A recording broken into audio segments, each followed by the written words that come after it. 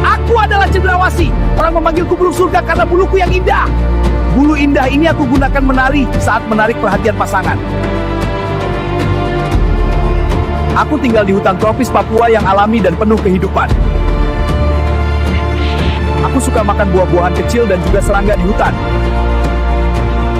Kami diburu hanya untuk merampas bulu kami. Kami dilindungi oleh undang-undang, tapi hutan kami terus ditebang.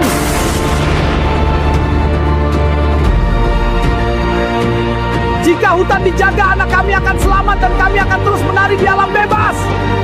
Lindungi hutan, lindungi kami, agar anak cucu kalian bisa melihat kami dengan nyata.